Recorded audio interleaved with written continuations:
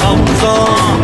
எக்குலமும் ஏத்தி நிற்கும் முக்குலத்தை காத்து நிற்கும் கருப்பாயி அண்ணாவோட வம்சம் இந்த வம்சம் தெற்கு காட்ட கேளு அந்த தெட்ட கீத்த கேளு சோழ காட்ட கேளு அவ சேர்ந்து சொல்லுமே